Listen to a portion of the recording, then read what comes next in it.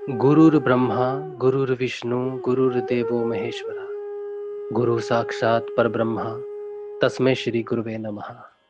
तस्मै श्री गुरुवे नमः। तस्मै श्री गुरुवे नमः। चलिए जयकारा लगाते हैं गुरुदेव का सब मिलके।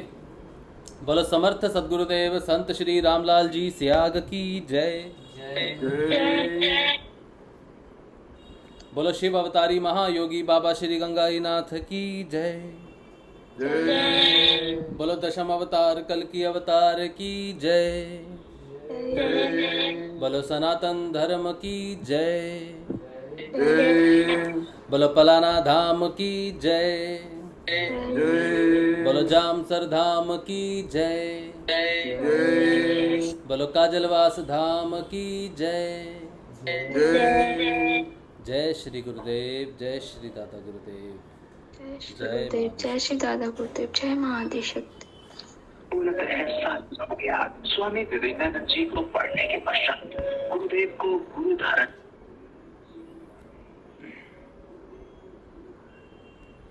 चलिए अब 7 बज गए हैं। गुरुदेव श्री रामलाल जी सियाग जो कल की अवतार हैं, उनके कृपा से जो बदलाव आ रहा है सिद्ध योग के माध्यम से, उसकी बात हम करते हैं।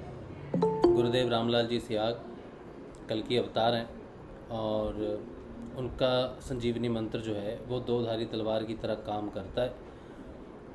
जीसस ने होली बाइबल में जो बात कही है कंफर्टर के आने की, एक सहायक मैं भेजूंगा पिता की ओर से जो आपके साथ सदैव रहेगा, ऐसा बोलते हैं जीसस।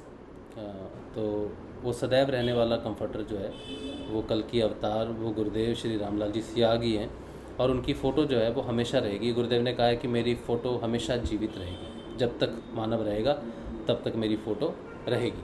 तो वो हमेशा रहने वाले कंफर्टर की बात करते हैं और गुरुदेव रामलाल जी सियाग का चित्र जो है वो सदैव रहेगा, क्योंकि गुरु कोई शरीर नहीं, गुरु एक तत्व है, गुरुदेव कहते हैं, और वो कल की अवतार हैं, उन्होंने ऐसा भी कहा।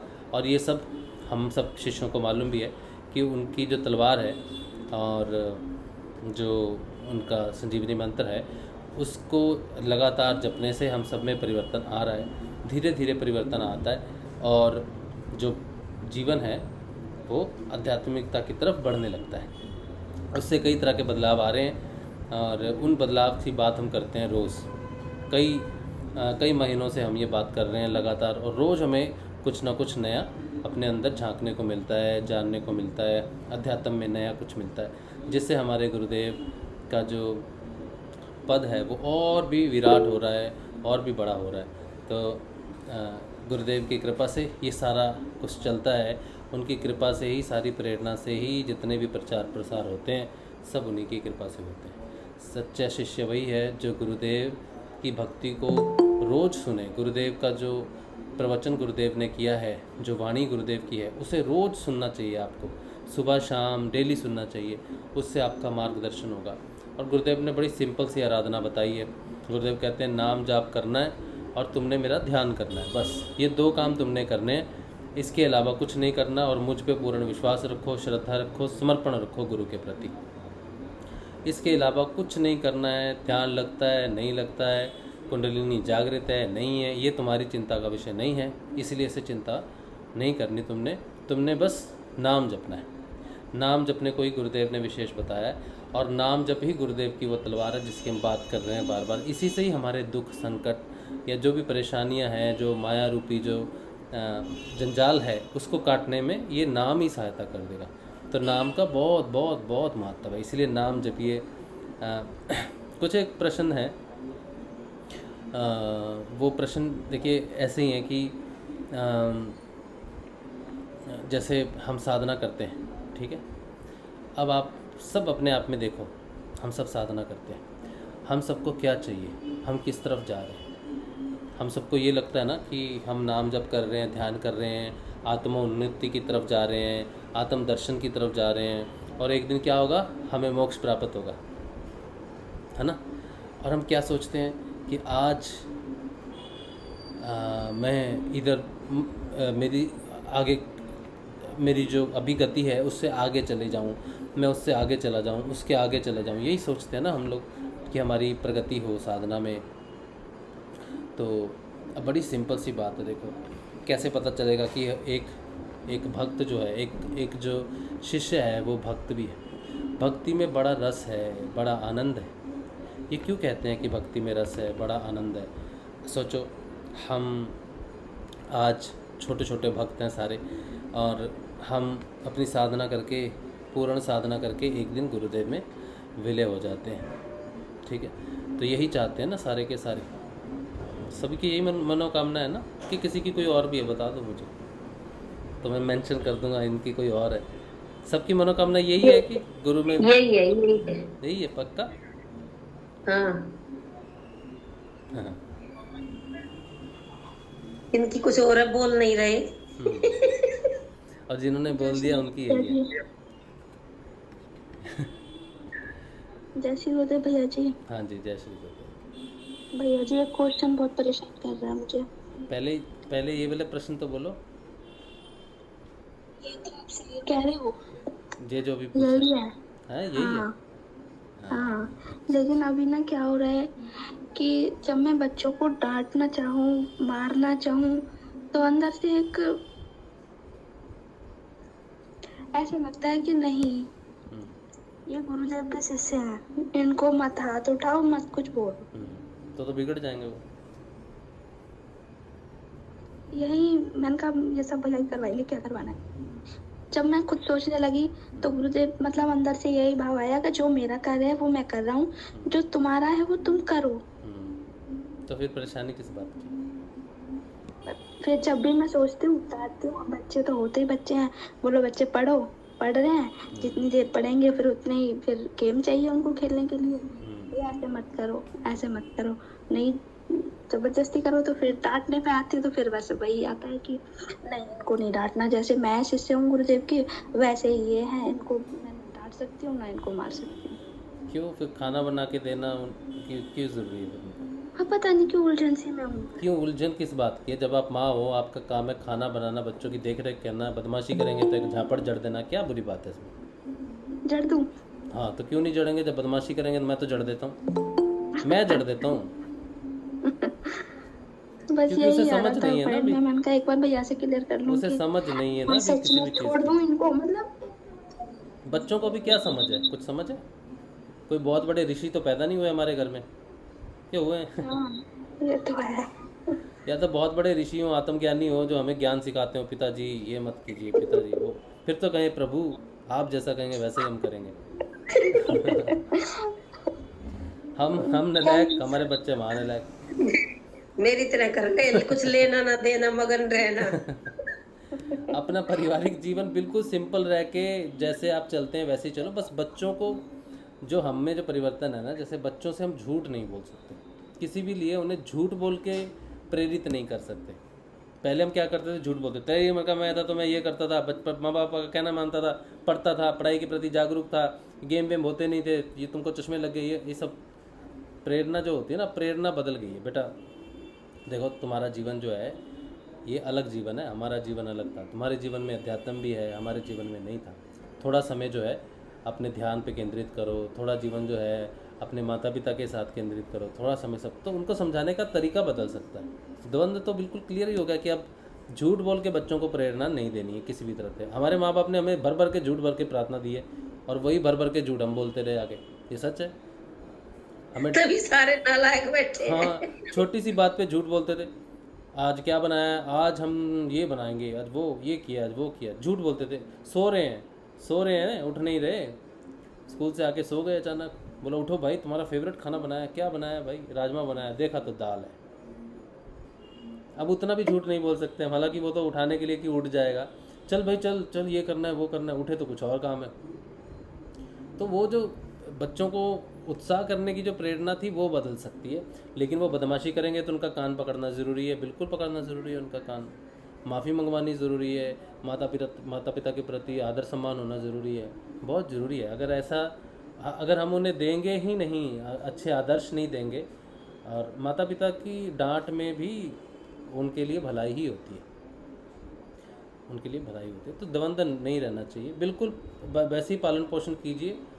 डांट सकते हैं बच्चे को, लेकिन हाँ डांटने में दो चीज़ें हैं। एक तो आप चिल्ला के डांटोगे, जो दूसरे मोहल्ले को पता चलेगा कि वो हाँ आज बरस रहा है डंडा, यही नहीं उसकी जाता भैया जी। हाँ बस वो चिल्लाना कम हो जाएगा। आपको पता है आपके घर में गुरुदेव हैं, तो आप चिल्ला के नहीं प्यार से समझाओगे, और वो नहीं समझेंगे तो गुरुदेव की तरफ देखेंगे, देख लो जी आपकी लाज रखी, चिल्लाए नहीं, अब आप देख लो कंट्रोल हो यही गई। होता है, यही होता है। जब नहीं सुनते ना, मन देख लो गुरुदेव अब मैं क्या करूं। हाँ बस अब हो देख गया, लो आप ही। बस यही है, बस चिल्लाना नहीं है, गलत इंप्रेशन नहीं पड़ना चाहिए बच्चों पे, हमारा क्रोध ना दिखे उनको, हमारा झूठ ना दिखे उनको। ये चीज़ें बदलाव में आ जाए, परवरिश में आ जाएंगे, तो बाकी काम अपने आप ही धीरे धीरे हो जाएंगे। जब वो बड़े होंगे, हम भी तो बड़े होके ही समझे हैं, कौन सा बचपन में हम महान हो गए थे या सब कुछ समझ गए थे। समझ तो हमें अब आई है ना कि माँ बाप क्या होते हैं, तो हम उन्हें अभी समझाने के चक्कर में उनका जीवन को कैसे हम तोल सकते हैं। पता है उनको समझ में नहीं आएगा अभी, तो समझा सकते हैं अपनी तरफ से, समझाते रहें, लेकिन बचपन है वो ऐसा ही है। ठीक है जी, जय श्री राम। जय श्री। अच्छा, मैं जो कह रहा था कि देखो जैसे हमारा सबका एक लक्ष्य होता है कि हमें साधना में यहाँ पहुँचना है या फिर गुरुदेव में विलय होना है। ये जो बात मैं कह रहा हूँ ना, एक प्रश्न पे कह रहा हूँ कि एक साधक जो है वो साधना करते करते अचानक कहता है कि अब मेरा साधना में मन नहीं लग रहा, अब मैं साधना छोड़ देना चाहता हूँ। ठीक है, साधना छोड़ देना चाहता हूँ। तो अब इसका अर्थ है कि उसे साधना में वो प्राप्त नहीं हो रहा जो उसे प्राप्त करना था। हो सकता है उसे खेचरी मुद्रा चाहिए थी, हो सकता है उसको कोई सिद्धि चाहिए थी, हो सकता है उसको मोक्ष चाहिए, हो सकता है पता नहीं क्या क्या चाहिए उसको, कुछ ना कुछ चाहिए उसको, और उसको वो चीज़ प्राप्त नहीं हो रही, और कॉन्टीन्यूसली वो सिर्फ नाम जाप ध्यान कर रहा है, छोटी मोटी अनुभूतियाँ होती हैं, कभी ध्यान लगता है, लेकिन वो खुश नहीं है उसमें, और वो कहता है कि मैं परेशान हो गया हूँ, कुछ तो नहीं है, मैं साधना छोड़ दे रहा हूँ। ठीक है, अब ये एक साधक है।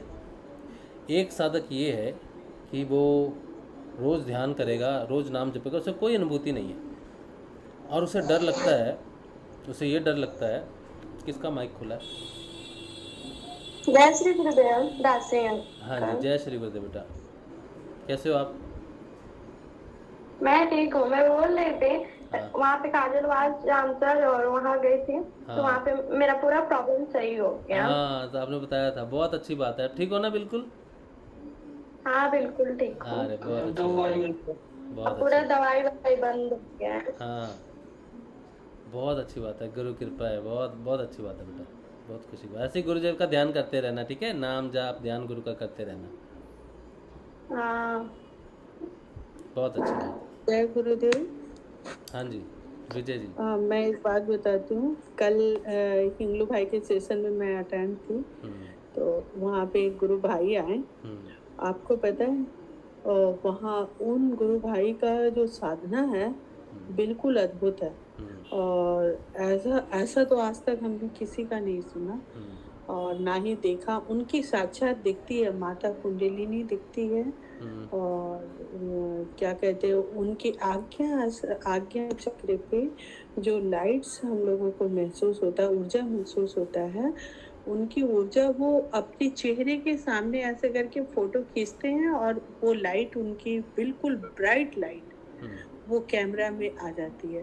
और कुंडलिनी शक्ति जो अंदर में काम कर रही है, माता जो काम कर रही है, वो पूरा का पूरा ट्रांसपेरेंट, वो स्किन के बाहर से वो फोटो अंदर स्कैन हो जाता है। जैसे हम लोग कैसे जाते हैं स्कैन कराने फोटो, वो पूरी की पूरी और बिल्कुल ब्राइट स्कैन होता है, पूरा लाइट जैसे ट्यूब लाइट के जैसा। तो मैं आप लोगों को फोटो भेजूं और आप लोग देखो, बिल्कुल शेयर कीजिए। नाद वाले ग्रुप में मैं डालती हूँ, आप लोग देखो गुरु भाई का। और लक्ष्मीवन ज्ञान वर्षा में डालता, नाद में नहीं। अच्छा, तीनों जिसमें मैं नहीं हूँ ज्ञान वर्षा में, तो आप कोई भी गुरु भाई या बहन लेकर के ज्ञान वर्षा में डाल देना। ठीक, तो रात से डाल देगा, रात क्यों डाल देगा। और बताओ कुंडलिनी कैसी लगती है देखने में? फॉरवर्ड कर दूंगा। माता कुंडलिनी कैसी लगती है देखने में? बिल्कुल सर्पनी के जैसी। अच्छा, बिल्कुल सर्पनी के जैसी। और उनके बॉडी के अंदर से ये वो क्या करते हैं, गुरुदेव की तस्वीर पीछे रहती है, हाँ, उनके घर का वैसा ही सेटिंग होगा। थोड़े से मतलब वो ज्यादा उल्ला नहीं चाहते, बहुत गंभीर है, या फिर वो बोलते हैं कि मैं पढ़ा लिखा नहीं हूँ इसलिए मुझे बोलने में बड़ी शर्म आती है और लोग मेरी हंसी उड़ाएंगे। पर कल उनको पकड़ करके लाया गया था यहाँ पे स्टेशन में। अच्छा। और बेचारे बड़े हिचकिचाते हुए बोल रहे हैं, बता रहे हैं बुरी बातें।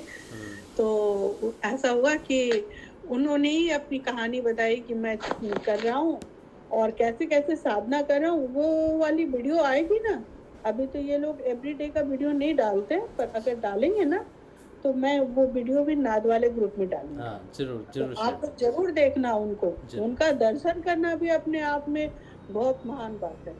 और इतने सरल व्यक्ति हैं, इतने सरल व्यक्ति हैं, बुजुर्ग हैं, 64 साल होने जा रहा है। तो वो बोलते हैं कि मैं बैठ के नहीं कर पाता साधना, मैं सो के करता हूँ।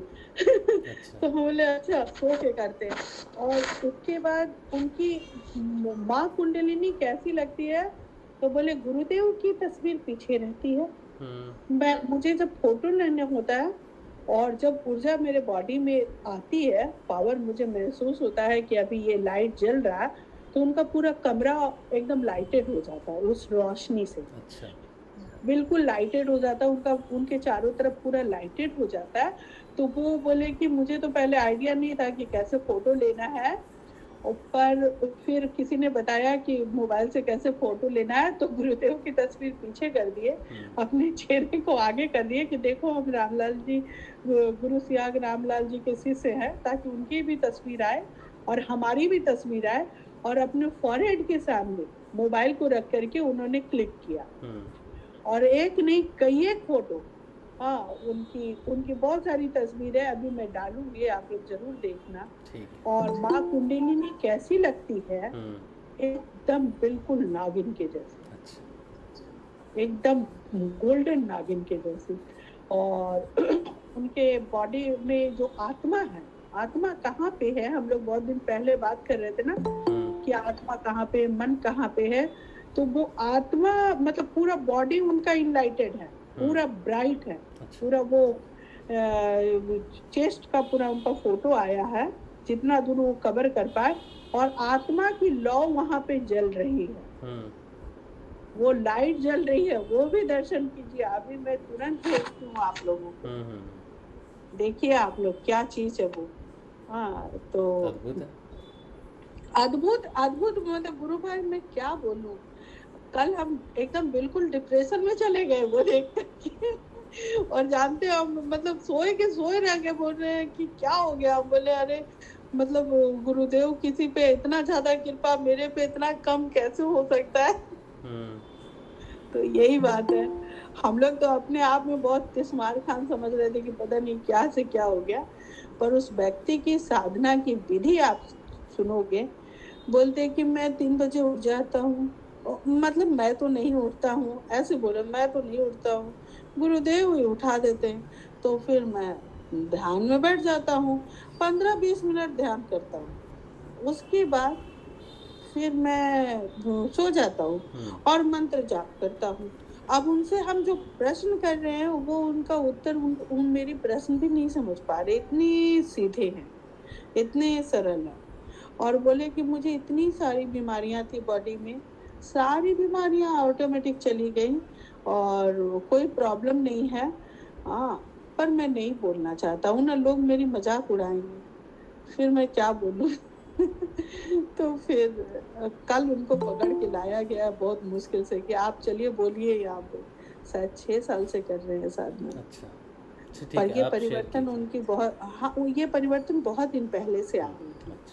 पर उन्हें कुछ मोबाइल वगैरह चलाने नहीं आता था या कुछ शायद प्रॉब्लम्स था उन्हें, तो उन्होंने फिर आप भी सुनना है, मैं सेशन भेजूंगी, लगता है कि 3-4 दिनों के बाद ही आएगा। तो मैं वो सेशन का वीडियो आपको भेजूंगी। ठीक है। हाँ, आप लोग सभी गुरु भाई बहन सुनना जरूर जरूर जरूर। गुरु हाँ, किसी गुरु भाई का इतना अच्छा, अभी तुरंत नाद वाले ग्रुप में अभी वो वाली फोटो डालती हूँ, आप सब लोगों को दो। ठीक है, जरूर शेयर तो सारे ग्रुप में आप डाल दो, सभी गुरु भाई बहन दर्शन करें कि माँ कुंडलिनी कैसी होती है। विजय बहन हाँ विजय बहन, आप ना बोलिए। उनसे बात करके ना उनकी जो परेशानियां थी उन्हें आप शेयर करो, अगर वो नहीं बोल पाते हैं तो नहीं आप शेयर नहीं, करो, क्योंकि ना वीडियो में एक उन्होंने मिनट। बोला है गुरु बहन। अच्छा अच्छा अच्छा अच्छा। मैं वीडियो आएगी ना 3-4 दिन बाद आएगी वीडियो। वो लोग थोड़ा डिले करके वीडियो डालते हैं, वो वाले जी ग्रुप, क्योंकि हिंगलू भाई थोड़े बुजुर्ग है ना, वो उतने काम भी बहुत होती है उनकी, तो वो थोड़ा टाइम लग जाता है उन लोगों को वीडियो डालने में। जब टाइम मिलता है तभी वो लोग डालते हैं। एवरीडे ऐसे नहीं, जैसे रासू भाई अभी का तुरंत का 1 घंटे के बाद का डालती है, वैसे नहीं। उन लोग को थोड़ा टाइम लगता है, थोड़ा एडिट करते हुए थोड़ा समय नहीं मिला तो। पर उन्होंने अपनी जर्नी बताई है, हम मुझे लगता है कि सब लोग समझ जाएंगे वो क्या बोल रहे हैं। और मैं फोटो डालती हूँ, आप फोटो देख लो अभी। हाँ उनसे जरूर मैंने जरूर। फोटो मांगा, उन्होंने जो अपनी फोटो खींची है ना, वो फोटो मैंने उनसे मांगा, तो वो मुझे फोटो भेजे। मैं अभी तुरंत भेजती हूँ आप लोग को फोटो। श्योर, जरूर जरूर शेयर कीजिए। किसी गुरु भाई की अच्छी परिवर्तन हुआ तो सबको प्रेरणादायक होना चाहिए वो। बहुत बढ़िया। अभी दे रही हूँ अभी। हाँ ठीक। देखिए, नाथ वाले ग्रुप में हाँ मैं जी डाल दे हाँ रही जी हाँ जी, हूँ। आप शेयर कर दीजिए। ठीक है, जय गुरुदेव। चलिए, तो ये गुरु भाई हैं कोई जिनकी बहुत अच्छी स्थिति है, तो देखते हैं गुरुदेव ने उनको नवाजा है तो वो एक प्रेरणा स्रोत है, उनसे प्रेरणा लेना चाहिए सीधा और सादा रहने की। चलिए, मैं जो बात कर रहा था। गुरु भाई हाँ मैंने डाला, हाँ, आप देखो। मैं देख लूँगा सेशन के बाद हम देख लेंगे, ठीक है। अच्छा ठीक है, हाँ नाद वाले ग्रुप कोई भी खोल के आप लोग हाँ, देख लो। ठीक हम्म, ठीक। जय जय गुरुदेव। श्री गुरु। आज देखती हूँ कि आज भी उन्हें लाया जाएगा कि नहीं, मैं जा रही हूँ अभी हाँ उस जी हाँ जी हाँ ग्रुप जी। हाँ, पे। जय गुरुदेव। जय श्री गुरु। जय गुरु। जय श्री गुरु। अच्छा, चलो, तो मैं जो बात कर रहा था वो ये कि जब हम साधना में बढ़ते हैं, साधना में ये सोचते हैं, कभी कभी अचानक मन में आ जाता है कि मेरा साधना करने का मन नहीं है, या फिर मैं साधना छोड़ना चाहता हूँ। यहाँ से जो दिखने में मिलता है, जैसे हम सभी के मन में कभी कभी ये बात आती है, लेकिन सोचो कि साधना जो है वो प्योरिटी के साथ जब आगे बढ़ती है तभी हमें वो लक्ष्य प्राप्त होता है जिस लक्ष्य की तरफ हम जा रहे हैं। आज आप गुरुदेव से प्रेम करते हो, ठीक है, आप भक्ति करते हो, दिया लगाते हो या उनका ध्यान करते हो, कुछ नहीं करते, दिया या नहीं लगाते, ज़रूरी नहीं है सारी चीज़ें, पर फिर भी आप गुरुदेव से प्रेम तो करते हो। कोई एक साइन तो होगा आपके प्रेम का, आप में और गुरुदेव में कुछ तो ऐसा प्रेम का साइन होगा। तो जब वो प्रेम का जो साइन है, जब आपको मोक्ष मिलेगा या मोक्ष पद मिलेगा, तो आपको अगर ये डर लगे कि आज मैं आपसे प्रेम करता हूँ, आपको इस नाम से पुकारता हूँ, इस तरह से आपसे बात करता हूँ, तो जब मुझे आपकी तरफ बढ़ने का मौका मिलेगा, जब आपका साक्षात्कार होना शुरू हो जाएगा, आपका विराट रूप दिखना शुरू हो जाएगा, तो जिस मूर्खता भरे प्रेम में आज मैं आपको प्रेम करता हूँ, जिस अज्ञानता में मैं आपसे प्रेम करता हूँ, वो तो मैं नहीं कर पाऊँगा, क्योंकि मेरा प्रेम, मेरी भक्ति जो है ना, वो अज्ञानता में ही है। कैसे है कि मैं अपने गुरु को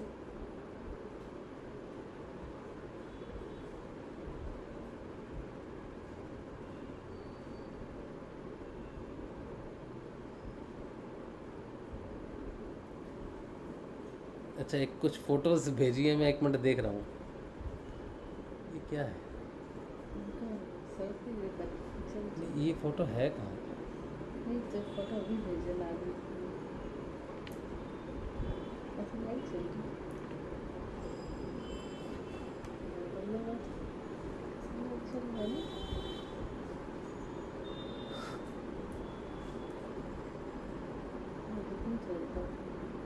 ये कहाँ का लाइट है?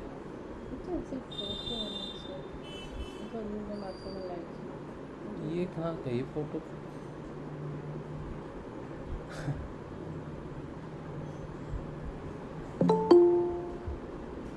ये फोटोस पता नहीं कहाँ, क्या फोटोस।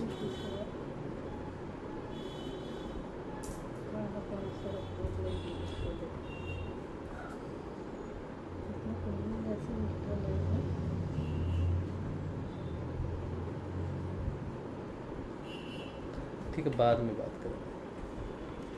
अच्छा, तो हम जो बात कर रहे थे, क्या बात कर रहे थे, वो ये कि हाँ, तो आज जब हम साधना छोड़ने की कोई शिष्य बात करता है तो इसका अर्थ सिंपल सा है ना कि गुरु के प्रति जो प्रेम शिष्य में डेवलप होता है वो उस प्रेम को खो जाने के डर में भी रहता है कि मुझे जिस दिन इस ज्ञान की प्राप्ति होगी कि आप वो विराट स्वरूप हो। जैसे अर्जुन है, अर्जुन कृष्ण से एक तरह से एक सखा की तरह प्रेम करता है, उसे नहीं पता कि वो परमेश्वर है, वो ईश्वर है, उसका विराट स्वरूप है। तो उनसे वो जो बात करता है, कभी रूठ जाता होगा, कभी उनको पकड़ लेता होगा, किसी भी तरह से पकड़ लेता होगा, एक अलग स्नेह रहता होगा। लेकिन जब कृष्ण उन्हें विराट स्वरूप दिखाते हैं तो उसके भाव परिवर्तित हो गए। वो ये जान गया कि ये तो परमात्मा है। पहले मैं इसको कभी धक्का भी दे दिया करता होता, पीछे से डरा दिया करता हूँगा, या इसको बाजू से पकड़ लिया, कभी पीछे से पकड़ लिया, कभी हंसी टिटोली कर ली, कभी कुछ किया। तो जब उसने देखा कि वो विराट स्वरूप है तो वो जो प्रेम था उसके लुप्त होने का तो डर रहता ही होगा ना। तो आप और हम जब साधक आगे बढ़ रहे हैं ये सोच के कि एक दिन हमें मोक्ष प्राप्त होगा, अगर इस लालसा में आज का प्रेम के खो जाने का डर आपको नहीं है तो यानी कि प्रेम में प्योरिटी नहीं है। अब वो प्रेम में प्योरिटी नहीं है, फिर अगर वो चीज़ ही नहीं है, वो बंधन ही नहीं है, वो गुरु के प्रति वो पुकार ही नहीं है, जो ऐसा नहीं कि गुरु को बुलाने, गुरु के एक प्यार भरे एक सखा की तरह भी तो बुलाते हैं ना साधक। अगर वो घटना ही नहीं घटी अभी तक, गुरु के प्रति अनजाने में, जो हम सिर्फ जानते हैं कि वो मेरा गुरु है और उसके साथ जो ठिठोलियाँ होती हैं, अटकेलियाँ होती हैं, अकेले में उसको बुलाना होता है, उसकी तस्वीर से बात करना होता है। अगर आपको कल मोक्ष मिल जाए तो आपको ये डर नहीं लगेगा कि मैं पहले तो आपको ऐसे बुलाता था, ऐसे प्रेम करता था और उसी में मुझे आनंद आता था, ये आनंद मेरा खो तो नहीं जाएगा। जब तक अगर ये डर ही नहीं है तो वो प्रेम सूत्र ही नहीं बंधा। जब ये प्रेम सूत्र नहीं बंधा तब साधक बात करता है कि मैं साधना छोड़ दूंगा। जिसे ये प्रेम पड़ जाए, जिसे ये लालसा ही ना रहे कि कल मुझे क्या प्राप्त होने वाला है, कोई सिद्धि प्राप्त होगी, कोई निरोगता प्राप्त होगी, या उस परब्रह्म का कोई लक्ष्य प्राप्त होगा, मोक्ष प्राप्त होगा, जब उसे इस चीज़ की चिंता नहीं है, जब वो ये चिंता करता है कि मैं तुम्हें जिस तरह से बुलाता हूँ, पुकारता हूँ, भोजन लगाता हूँ, स्वयं खाता हूँ, तुझे जैसे मैं याद करता हूँ, ध्यान के समय नहीं। ध्यान के समय तो हर कोई बैठता है, ध्यान करता है, नाम जपता है, उसके अलावा कोई संपर्क है गुरुदेव के साथ या नहीं है। अगर वैसा कोई भक्ति का संपर्क ही नहीं जुड़ा, कोई प्रेम का संपर्क ही नहीं जुड़ा, तो साधक कहेगा मैं छोड़ दूंगा भक्ति, तो फिर वो प्रेम जुड़ा ही नहीं तो उसको छोड़ना क्या। जो पहले ही छूटा हुआ है, जो सिर्फ हम किसी कारणवश कर रहे हैं, जो हम किसी लालसावश कर रहे हैं, जो हम किसी प्राप्ति के लिए कर रहे हैं, उसको प्रेम कहाँ कहा जाएगा। प्रेम तो वो है कि उसकी परम लक्ष्य की उपलब्धि होने के बाद भी हृदय में डर बैठे कि आज मैं तुझे एक नाम से बुलाता हूँ, आज मैं उस रूम से इस रूम में चिल्लाता हुआ आता हूँ, ये कहता हुआ कि तू कहाँ है, क्या कर रहा है, किधर है, देखूँ तो ज़रा। जब ये कहता हुआ आता हूँ, जिस दिन तेरे रूप के दर्शन होंगे उस दिन तो मेरा ये प्रेम ही ख़त्म हो जाएगा। उस दिन तो तुझ में और मुझ में बहुत बड़ी दूरी आ जाएगी। इस आत्मा ने तुझे पा भी लिया तो कहीं मेरा ये प्रेम न खो जाए, कहीं प्रेम भगवान के प्रति जो प्रेम है और मेरा तेरे प्रति जो प्रेम है वो कहीं खो तो नहीं जाएगा। जब तक ये डर नहीं तब तक वो सूत्र बंधा ही नहीं। फिर तो साधना करी नहीं करी मैं उसको छोड़ दूंगा, हाँ छोड़ दोगे, क्योंकि जिस चीज़ को पकड़ा नहीं उसको छोड़ने का डर नहीं होता। लेकिन जिस चीज़ को ऐसे पकड़ा हुआ है कि वो मोक्ष से भी ज़्यादा प्रिय हो, वो मुक्ति से भी ज़्यादा प्रिय हो, वो बंधन सबसे ज़्यादा प्रिय हो, उसी बंधन में ही बंधता है वो, दूसरे किसी बंधन में बंधता नहीं, ज्ञान के बंधन में बंधता नहीं। जब तक वो पद प्राप्त नहीं होता जिस पद में सारा ज्ञान निहित है, तब तक जो प्रेम है ना वो प्रेम ही रस है। उसके बाद वो सामने आ जाएगा, विलय हो जाएगा, वो लीला ही खत्म हो जाएगी, वो लीला ही खत्म। फिर तो आप स्वयं वो हो, फिर क्या है, फिर पता नहीं क्या है, जो भी है, लेकिन वो जो भी है इसमें बड़ा रस है, उसके प्रेम में बड़ा रस है। उसका ध्यान करना, नाम जपना तो उसका आदेश है, ठीक है करना है मुझे, लेकिन मेरा एक प्रेम भी तो है ना। मैं आज उसे बुलाता हूँ, कल मुझे पता चलता है, धीरे धीरे मुझे जो ज्ञान हो रहा है कि वो परम सत्ता है, वो विराट स्वरूप है, वो कण कण में है, वो हर जगह है, वो उसका ज्ञान इतना है कि वो ज्ञान से भी परे है। वो इतना समझदार है कि मेरी बेवकूफ़ियों को वो जब देखता होगा तो वो कहता है कि क्या नलायक, क्या बेवकूफ़ आदमी, जैसे हमें होशियार लोग कहते हैं ना, बहुत होशियार लोग होते हैं, बोलते हैं वो तो मूर्ख है, वो तो बुद्धिहीन है, वो उसके चंगुल में कहाँ फंस गए, वो तो बेकार आदमी है उसके। लेकिन तू इतना महान है, तू इतना बुद्धिमान है, सर्वज्ञाता है, तेरे सामने जब मैं तुझे इस नाम से बुलाता हूँ या तेरे साथ टिटोलिया करता हूँ, ठीक है, तो जब मुझे एक होगा तो ये तो मैं अपने आप को बुद्धिहीन जान लूँगा कि मैं कितना बुद्धिहीन था जो ऐसे तुझे बुलाता था, कहीं ये खो तो नहीं जाएगा। तो प्रेम का रस जो है ना वो किसी प्राप्ति में नहीं है। जब आप साधना छोड़ने की बात करते हो ना तो प्रेम डोरी हुई नहीं। मेरा कहने का मतलब ये है, आप कहते हो मैं 6 महीने से साधना कर रहा हूँ, 1 साल से कर रहा हूँ, जब एक सूत्र नहीं बंधा प्रेम का तो क्या साधना, क्या ध्यान किया किसी का। आज एक जब नवयुवक कोई बच्चा बड़ा होता है ना, 17-18 साल में जाता है, तो उसे प्रेम होता है। प्रेम होता है ना, युवक को युवती से, युवती को युवक से प्रेम होता है। वो थोड़ा सा भी उसके बारे में सोचता है ना, उसकी माँ उसका बाप उसको क्या कह रहा है उसको पता नहीं, उसको भूख नहीं।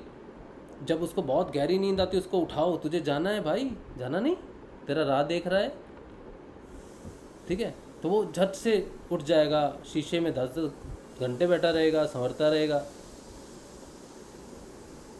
वो एक झलक में जो उसको प्रेम हो जाता है, एक बार में जो प्रेम हो जाता है, फिर वो कुछ नहीं दिखता। और आप गुरुदेव का ध्यान 6 महीने से कर रहे, 1 साल से कर रहे, 2 साल से कर रहे, 5 साल से कर रहे, 10 साल से कर रहे, लेकिन कोई घटना घटी नहीं। तो ये प्रेम जो आपने गुरुदेव के साथ डाला है वो तो 16 साल के बच्चे से भी कम है। वो युवक और युवती का साधारण जो सिर्फ शारीरिक प्रेम है, उस प्रेम से भी गया गुजरा है। लेकिन 10 साल हो गए, वो डेवलप ही नहीं हुआ। तो फिर अगर आप कहो कि मैं साधना छोड़ दूंगा, मुझे कुछ नहीं मिला 7 साल 8 साल बाद भी, तो आप समझ जाओ फिर हमने क्या भक्ति की होगी, क्या नहीं की होगी। इसलिए गुरु जो है, गुरु के प्रति जो स्नेह है, प्रेम है, वो किसी प्राप्ति के लिए जब तक है तब तक वो डोर बंधती नहीं। और जब वो डोर बंध जाए फिर डर लगता है कि डोर टूट ना जाए। फिर सबसे मूल्यवान क्या होता है, जो डोर जो बंधी रहे तुम्हारा जीवन तुम सबसे ज़्यादा बहुमूल्य होता है। और तुम्हारा जो साधना है वो सबसे ज़्यादा इम्पॉर्टेंट तुम्हारे लिए हो जाती है, सबसे ज़्यादा महत्वपूर्ण तुम्हारे लिए तुम्हारी साधना हो जाती है। फिर कहते हैं भय बिना प्रीत न होई भाई। फिर डर लगता है कि आज मैं थोड़ा आगे बढ़ गया, आज मेरी समाधि लगी, तेरा भेद खुल गया, और कल उठूंगा ना तो तुझे कैसे देखूंगा, विराट सत्ता, परम सत्ता के रूप में देखूंगा। वहाँ से जो चिल्लाता बेवकूफ़ों की तरह आता हूँ, या दिया लगाते समय तेरे से बात करता हूँ, या उल्टी सीधी बातें तेरे से करता हूँ, हंसता हूँ, छेड़ता हूँ, गुदगुदी करता हूँ, तेरे से बात करता हूँ, वो तो टूट ही जाएगा। उसके दम पे तो मैं यहाँ तक आया हूँ, उसके दम से तो मेरा हर रोज़ सुबह होती है, उसके दम से मेरी शाम होती है, उस अटकेलियों के नाम से तो मेरे मन में खुशी और प्रसन्नता आती है। कहीं वो छीन तो नहीं जाएगी। हो सकता है कि आगे आने वाली प्रसन्नता और अटकेलियाँ और भी ज़्यादा हो, लेकिन तूने जो माया का पर्दा मुझ पे डाल रखा है, और उससे जो मैं स्नेह तुझे कर रहा हूँ, तू मुझे स्नेह दे रहा है, और तू इस काबिल मुझे कर रहा है कि मैं तेरे से स्नेह कर पाऊँ, वो ज्ञान आने के बाद, ज्ञान की रोशनी आने के बाद कहाँ रहेगा, कहाँ बचेगा। अब जिसको प्रेम नहीं ना, वो साधना छोड़ने की बात कर सकता है, कोई दिक्कत नहीं है। अब दिक्कत ये आती है, चलो ठीक है भाई, बहुत अच्छी बात है, प्रेम आप में डेवलप हो गया, हम में नहीं हुआ तो नहीं हुआ, क्या कर सकते हैं, क्यों नहीं कर सकते। पता है क्या प्रॉब्लम क्या है कि हमारी जो आत्मा है ना, एक बहुत बड़ा रहस्य भोलेनाथ ने खोला। भोलेनाथ कहते हैं, माँ पार्वती को कहते हैं, उनसे पूछती है ना माँ गुरु के बारे में, तो कहते हैं आत्मा ही गुरु है, या ये कह लो गुरु ही तुम्हारी आत्मा है। अब ये इतना बड़ा रहस्य है, इतना बड़ा भेद है कि अगर कोई इस मर्म को जान ले कि मेरी जो आत्मा है, जिससे मैं दर्शन करने के बारे में इतना कुछ करता हूँ, वो गुरु है, गुरु ही आत्मा होती है। ये समझ लो कि गुरु आत्मा का दूसरा नाम गुरु है, या गुरु को ही आत्मा कहा गया है। ठीक है। अब इस आत्मा को प्राप्त कैसे किया जाए, ये गुरु के प्रति ये जो प्रेम है कैसे प्राप्त किया जाए। जैसे अभी इन्होंने कहा ना, कल्पना बहन ने कहा कि बच्चों के प्रति जो है अब द्वंद है मेरा। हम क्या चाहते हैं, हमारे बच्चे जो हैं वो आत्म रूपी गुरुदेव के साथ जुड़ जाएं ताकि उनका जीवन सुधर जाए। यही हमारा लक्ष्य होना चाहिए ना। यह तो लक्ष्य ये हो कि पढ़ लिख के बैरिस्टर बन जाए, IPS बन जाए, या फिर बहुत बड़ा डॉक्टर बन जाए। ये लक्ष्य होगा तो आपको अलग तरह से टैकल करना है उसको। अगर आपका लक्ष्य ये है कि उसका ये जीवन साकार हो जाए, उसे भी आत्मरूपी गुरुदेव की प्राप्ति में सकारात्मक चीज़ें लेता हुआ आगे बढ़े जीवन में, सक्सेस हो, फेलियर हो, कुछ भी हो, लेकिन गुरु जो है उसको हमेशा परिष्कार करता रहे, हमेशा धो धो के, और उसको इस जीवन में मोक्ष की प्राप्ति हो। ये लक्ष्य है। भौतिक जीवन में वो कितना महान बनेगा या क्या करेगा वो तो गुरु चाहते हैं कैसे, लेकिन माता पिता का लक्ष्य क्या है अपने बच्चे के प्रति।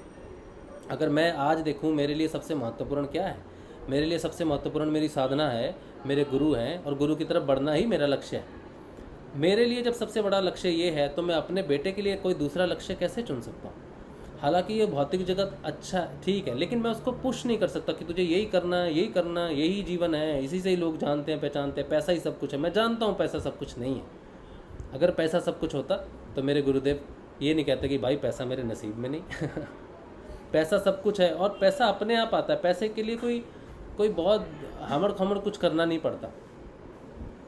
पैसा अपने आप बहता है। माँ लक्ष्मी है ना, वो तो आती है जहाँ कृष्ण है वहाँ वो आएगी। बात ये है कि अपने बच्चों को ऐसे संस्कार दें कि वो एक अच्छे इंसान बने। और इसके लिए क्या करना होगा, जिसकी मैं बात करना चाहता हूँ। जब शिव ने कहा माँ पार्वती से कि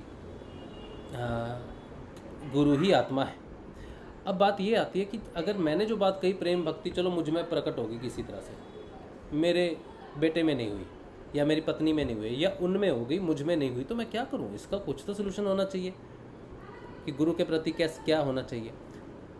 तो एक जगह पर एक व्याख्यान आता है, बड़ा ही सुंदर व्याख्यान है। एक शिष्य और उसके मन में काम वासनाएं इतनी ज़्यादा, वासनाएं इच्छाएं काम वासनाएं इतनी ज़्यादा कि वो बहुत व्यथित है। जैसे कोई कहता ना कि मैं शराब पीता हूँ, शराब की लत ही नहीं छूट रही मेरे से, और बढ़ती जा रही है, लेकिन मैं छोड़ना चाहता हूँ, छूट नहीं रही।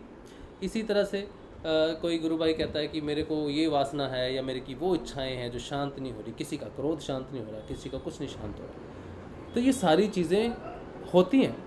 अब एक शिष्य है, उसको परेशान कर दिया, काम वासना ने परेशान कर दिया, और वो अपने गुरु के पास जाता है और गुरु से कहता है कि गुरुदेव आप मुझे शरण में लीजिए और मेरा उद्धार कीजिए, मैं परेशान हो गया हूँ। हालांकि मेरा बस नहीं चलता, लेकिन मैं इनके अधीन होकर फंस गया हूँ। तो गुरु कहते हैं नाम जाप और ध्यान कर बेटा, नाम जाप और ध्यान कर, और जहाँ पर शिष्य रहते हैं या फिर जहाँ गुरु का निवास स्थान है या वास स्थान है, उसको रोज़ साफ कर, उसको रोज़ सफ़ा कर।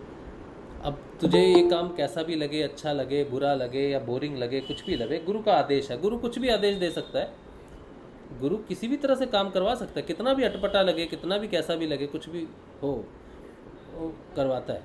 अब आपने ये काम पे मैं यहाँ पे थोड़ा सा ब्रेक लेता हूँ। यहाँ पर आपने देखा है जो सिख होते हैं, जो सरदार होते हैं, उनमें क्या परंपरा है, वो लोग गुरु का नाम जपते हैं और सुबह सुबह जाते हैं 5 बजे, सुबह 5 बजे सूरज उठने से पहले पहुंच जाते हैं।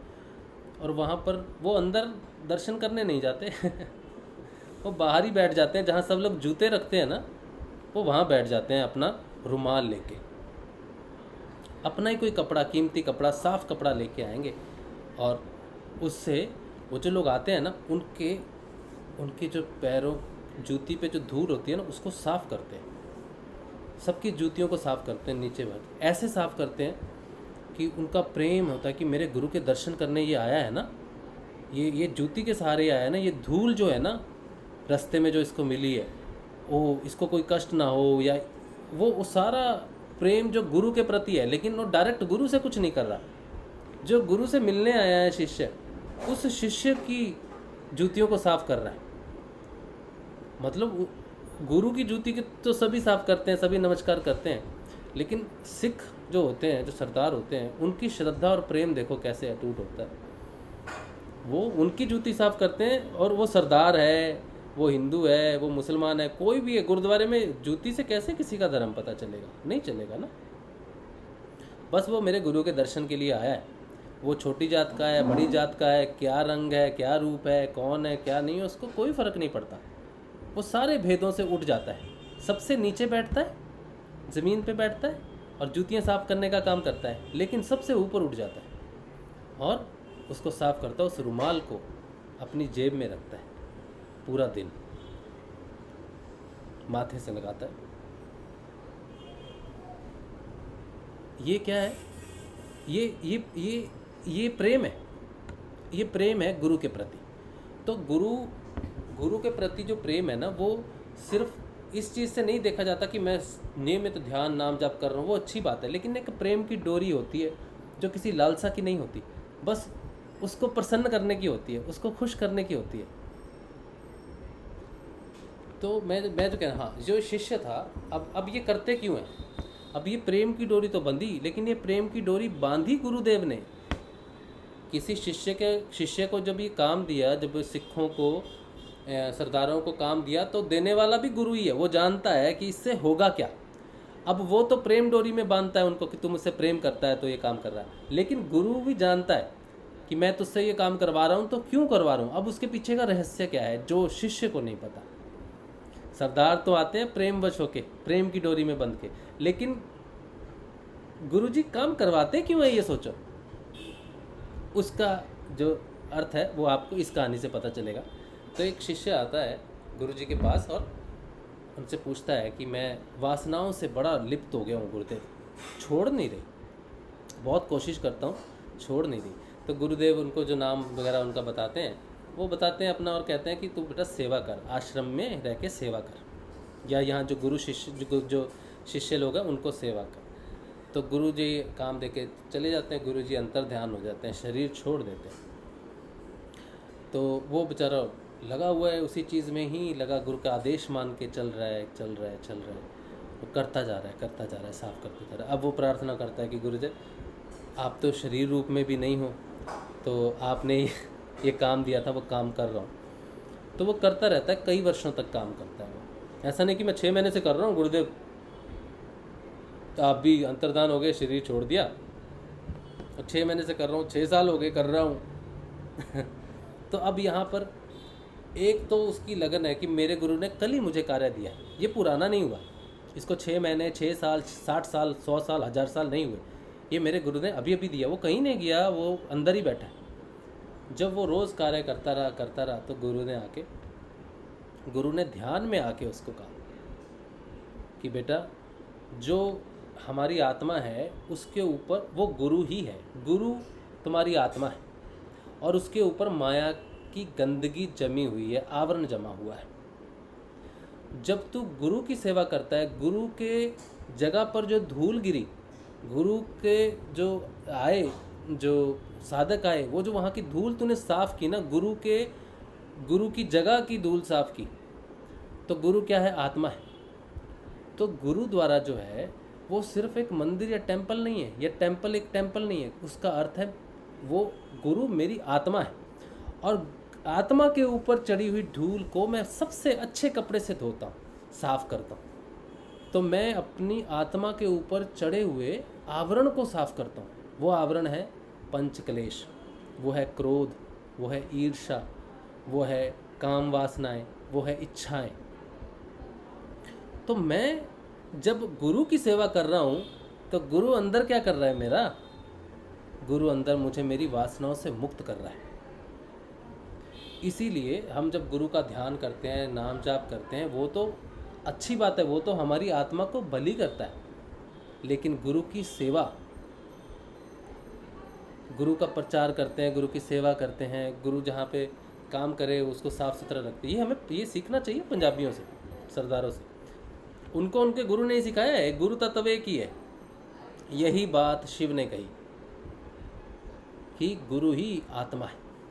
अगर ये सिंपल शब्दों में यहाँ कह के छोड़ दिया जाए कि गुरु ही आत्मा है तो वो सुना और निकल गया, लेकिन अगर ये समझा जाए कि गुरु को साफ़ सुथरा रखना, गुरु की पूजा करना, अर्चना करना, मतलब आत्मा को साफ़ रखना, उसकी जगह को साफ़ रखना, उस अपनी आत्मा के ऊपर जमी हुई मैल को साफ़ करना, तो वो व्यक्ति, वो शिष्य जब करता रहा तो गुरु प्रस्तुत होते हैं और उसको कहते हैं कि बेटा देख, जब हम कोई जन्म लेते हैं ना, तो वो कर्म की वजह से लेते हैं। हम जो भी सुख दुख और वासनाओं को भोगते हैं वो हमारी मैल है, वो हमारी शरीर के ऊपर शरीर के रूप में ही उसको भोगते हैं।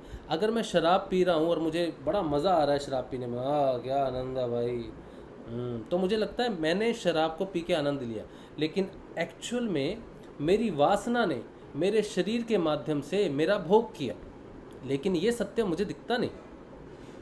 तो वो गुरु कहते हैं कि जब ऐसा होता है, जब हम वासनाओं में लिप्त होते हैं, जब हम बीमारियों से ग्रसित होते हैं, जब वासनाओं से कामनाओं से लिप्त हो जाते हैं, तो हमारा शरीर सिर्फ हमारे कर्मों को भोगने के लिए ही उन कामनाओं में लिप्त रहता है। और अध्यात्म जो है, आध्यात्मिक जीवन जो है, वो परिष्कार आत्मा की उन्नति का है। तो जब तक मनुष्य इन चीज़ों में लिपटा रहता है, आध्यात्मिक उन्नति उसकी होती नहीं। तो जब वो पूर्ण रूप से साफ हो जाता है, फिर उसे आत्मा का प्रकाश दिखना शुरू होता है, क्योंकि वो प्रकाश तो सारी आसक्तियों के ऊपर, वासनाएं, काला डार्कनेस उसके ऊपर में, जब वो गुरु हटाता है, गुरु की सेवा से, गुरु के प्रेम से वो हट जाती हैं, तब आत्मा का प्रकाश नज़र आता है। तब वो जो एक कहते हैं ना, हृदय में एक प्रकाश है, एक ज्योति जलती है, एक ज्योति जलती है। तो पहले कल्प जो पहले जो हठ योग में होता था, जो ध्यान करवाते थे गुरु, तो क्या कहते थे, अपने हृदय पे ध्यान करो। माथे पे ज़्यादा ध्यान पहले नहीं बोलते थे पहले हृदय पे ध्यान केंद्रित करते थे, क्योंकि माथे पे तो वो परब्रह्म है, वहाँ तक पहुँचने के लिए पहले स्वयं की आत्मा तक पहुँचना है। तो गुरु कहते थे तू अपने हृदय में ध्यान कर, वहाँ पे एक ज्योति जल रही है, उसका ध्यान कर, वो आत्म स्वरूप ज्योति है। और उसका जब ध्यान करते करते वो सामने प्रस्तुत हो जाती थी, फिर वो उसको और ऊपर उठाते थे। फिर वो कहते थे अब वहाँ से अपनी आत्मा दर्शन हो गए ना, अब इसको यहाँ से असेंड कर, अब यहाँ पर आ जा। तो यहाँ पर ध्यान करते थे, तो वो आत्मा को जगा के उसको माया के द्वार से निकाल कर यहाँ पर, ये एक प्रोसेस होता था। तो ये प्रोसेस इसलिए है कि वो जब तक यहाँ पर ध्यान करता है, आत्मा का ध्यान कर, अपनी इसका ध्यान करता है, वो उसकी अध्यात्म जर्नी तब तक शुरू नहीं होती। जब उसको आत्मदर्शन हो जाते हैं, आत्मदर्शन तभी होते हैं जब वासनाओं का पर्दा हट जाता है। तो वो अपनी आत्मा को जैसे देखने की कोशिश करता है, वो उस अंगुष्ठ ज्योति को देखने की दर्शन करता है, तो वो अपनी आत्मा का दर्शन की कोशिश करता है। अब ये शिष्य को पता नहीं सीरियस जगह कि क्यों मेरे को बोला है उस ज्योति को देखने के लिए जो हृदय में है, उसको मालूम नहीं, लेकिन गुरु ने कहा ऐसे ही ध्यान करना है तुझे। तो वो देखता है, उसका अर्थ है वो अपनी आत्मा को झांकने की कोशिश करता है, लेकिन दिखती नहीं ज्योति।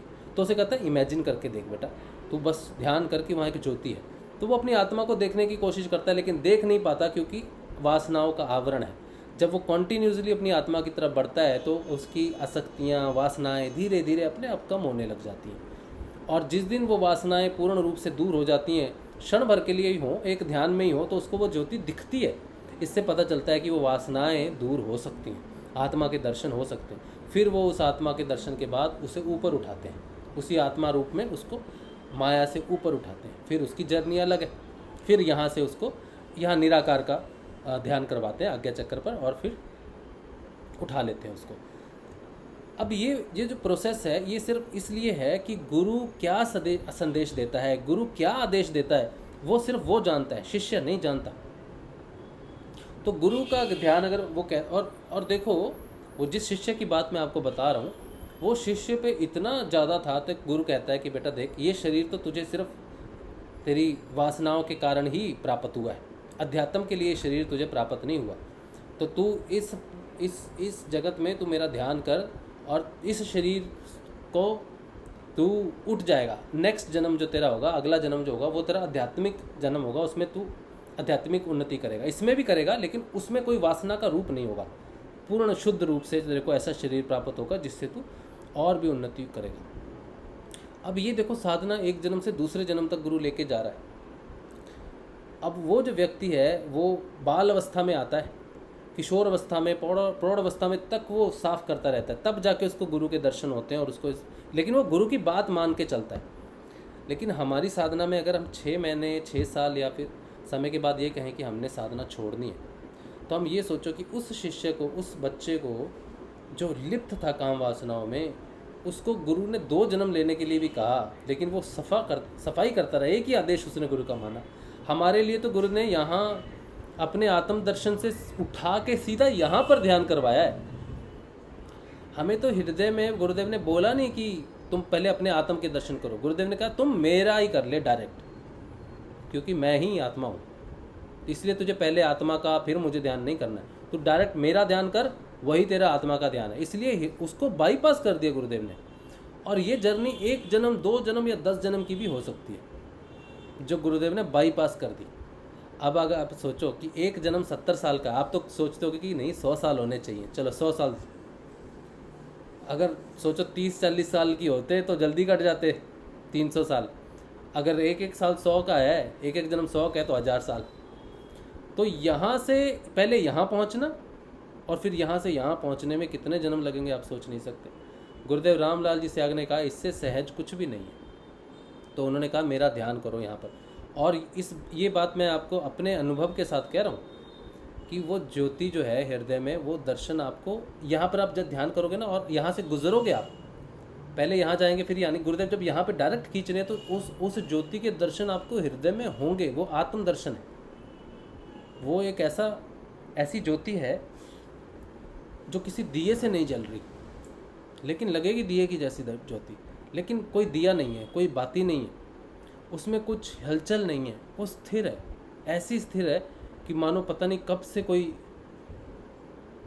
योगी जो है वो ध्यान में बैठा है। आत्मा स्थिर है, न कमती है न बढ़ती है, बस वैसा ही है। और वही प्रकाश बढ़ते बढ़ते बढ़ते यहाँ पर असंख्य सूर्यों का प्रकाश शीतल प्रकाश में परिवर्तित होता है, आत्मा परमात्मा में प्रवेश करती।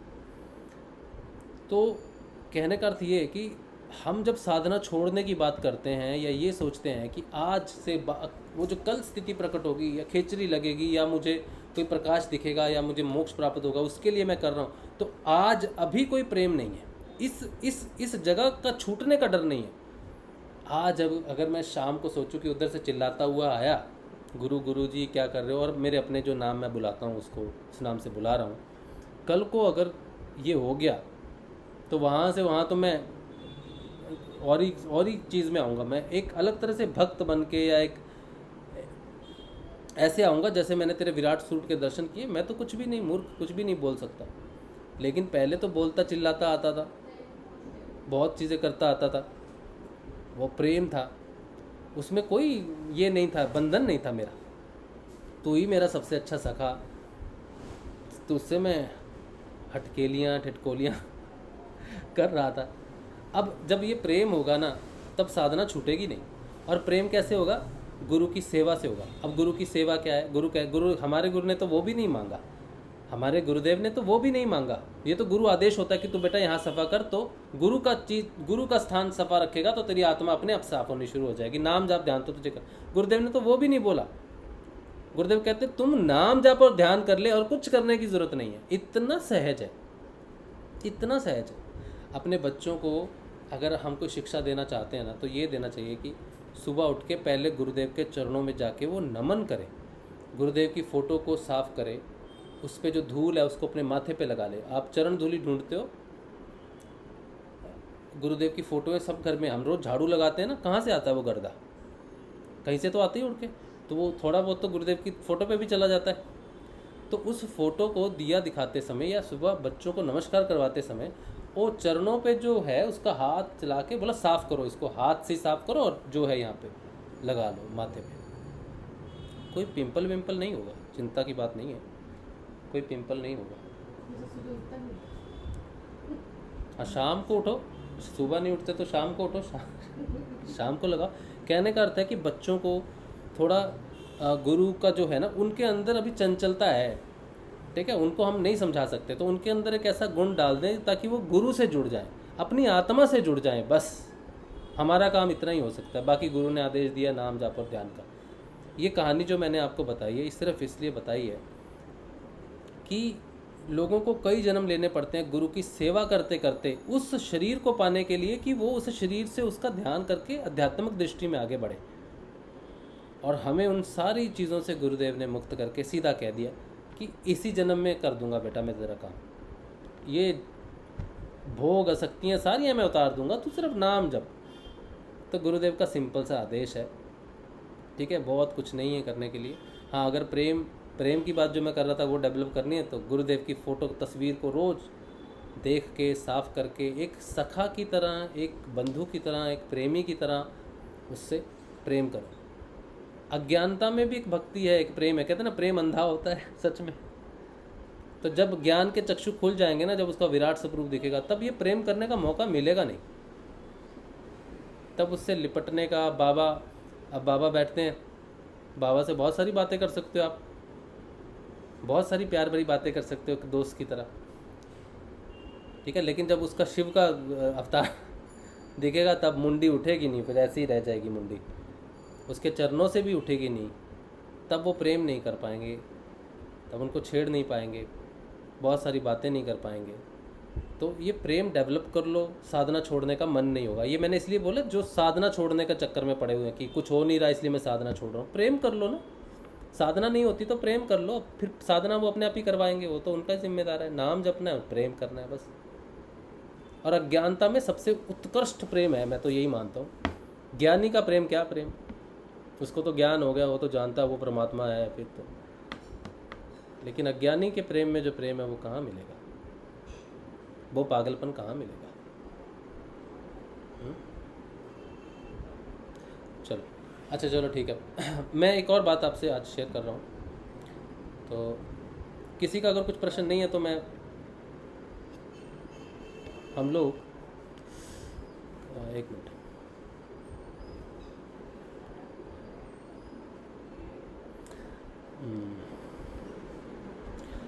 अच्छा ये बात ये है कि मुझे मेरे लिए एक प्रेरणा है, लेकिन अगर आप सब चाहें तो ज्वाइन कर सकते हैं, नहीं तो नहीं भी ज्वाइन कर सकते, ठीक है।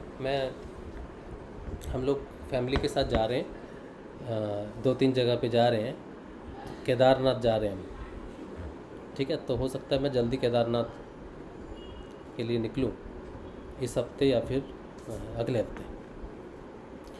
तो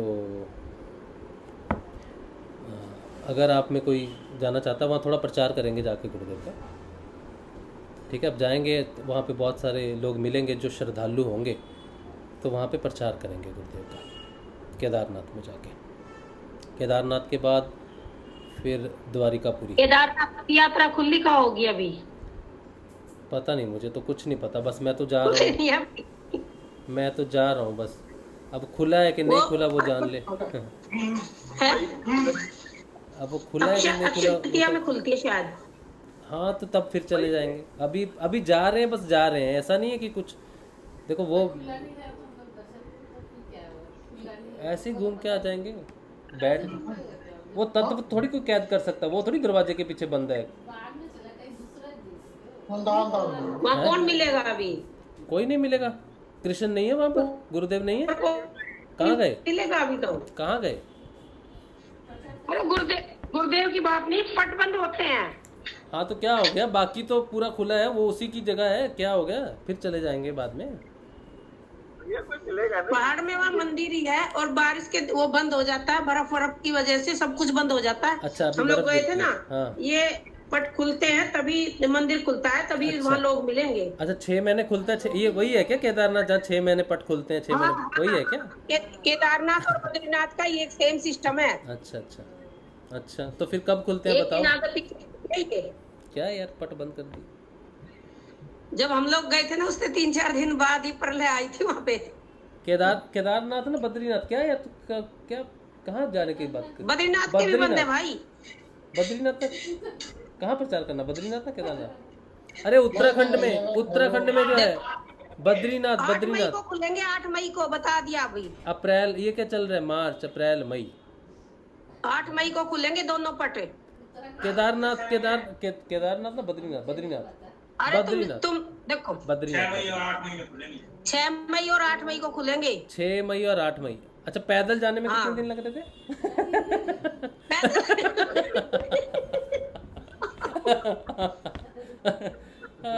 पैदल तो अब चलेगा ना, तो तू पट बंद होने के टाइम तक पहुंच हाँ, जाएगा। यही तो है, यही तो मैं कह रहा था कि अभी जाने को बोल रहे हैं, तो पैदल जाने के लिए बोल रहे हैं शायद।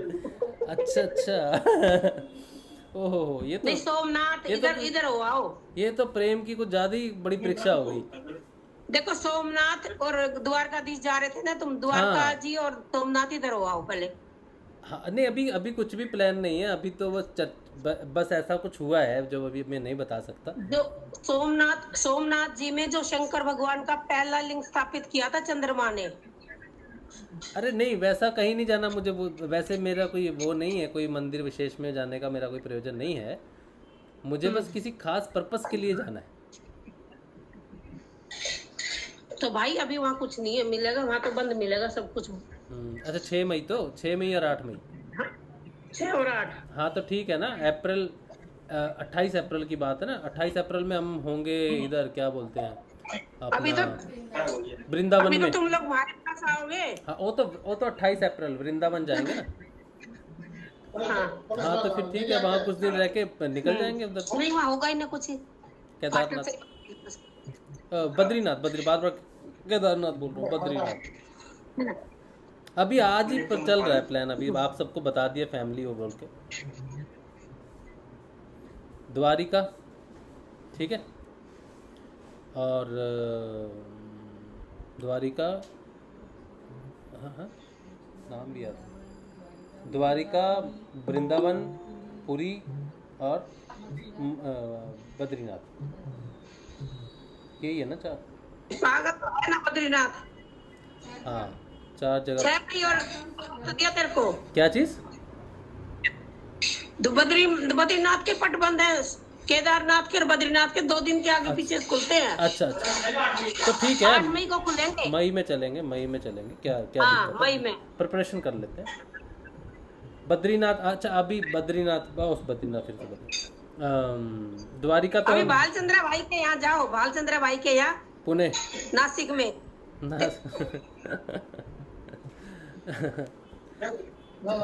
अच्छा एक्चुअली क्या है ना कि इस समय का फ़ायदा उठाना है, प्रचार प्रचार करेंगे जाके, अभी भी खुला है ना सब कुछ, तो प्रचार प्रचार भी करेंगे और देखते हैं कहाँ कहाँ बैठे हैं गुरु तत्व, कहाँ कहाँ है, वहाँ वहाँ लेके जा रहा है।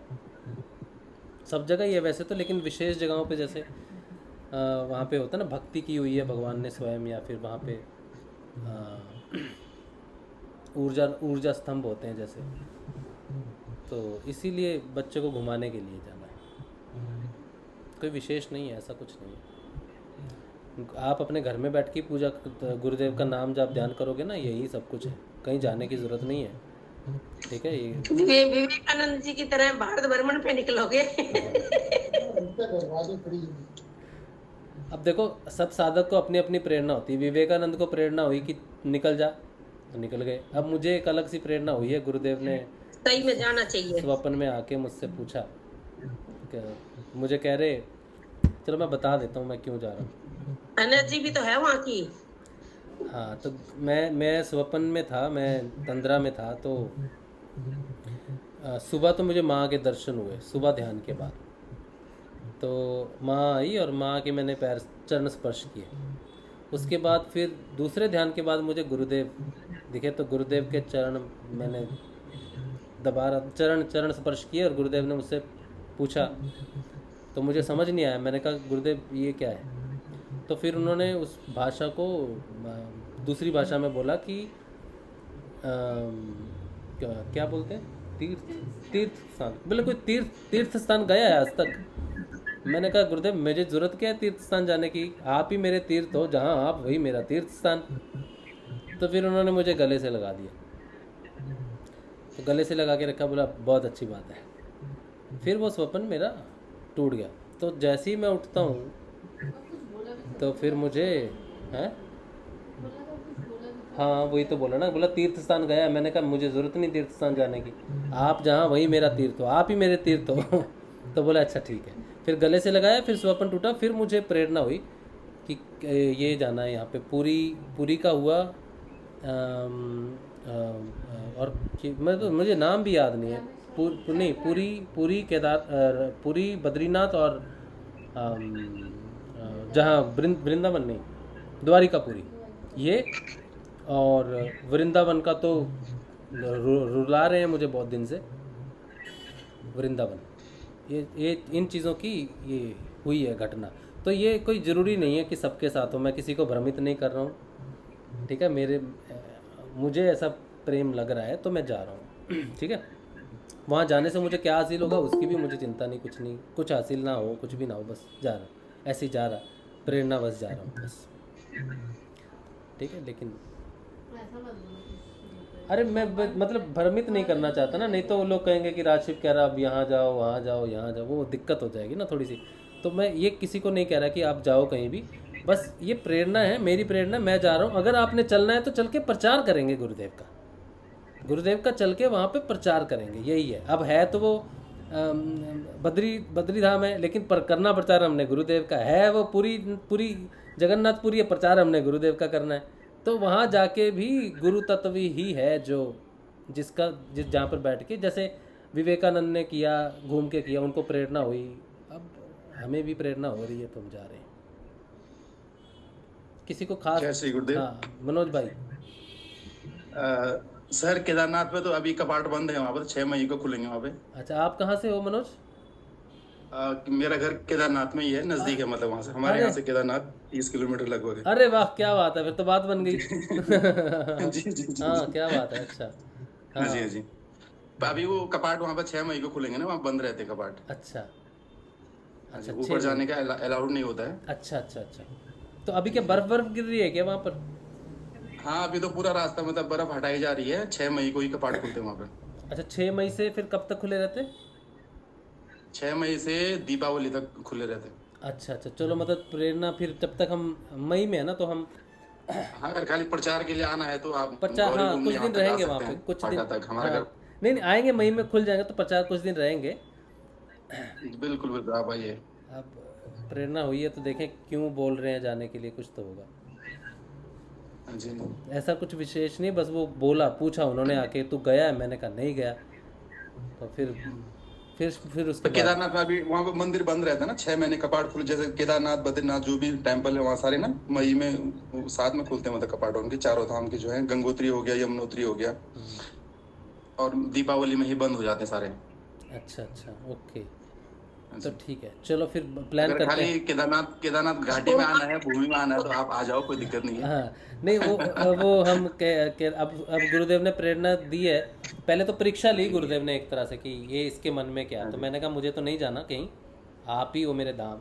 तो फिर उसके बाद ये प्रश्न उठ गया कि हाँ चल, अब चल जी। तो अगर मैं ये धारणा लेके सोचूं कि मैं केदारनाथ जी के यहाँ जा रहा हूँ, तब तो कोई मतलब नहीं बनता। लेकिन अगर मैं ये धारणा लेके जाऊँ कि गुरुदेव के लिए जा रहा हूँ, तब बात बनती है मेरी। तो और मैं ये बात कहना चाह रहा हूँ ना, मैं भी बहुत दिनों से यही सोच रहा हूँ, गुरुदेव प्रचार क्यों नहीं करवा रहे हो मेरे से, मैं चाहता हूँ प्रचार हो जाए, मतलब यार इस प्रकार से।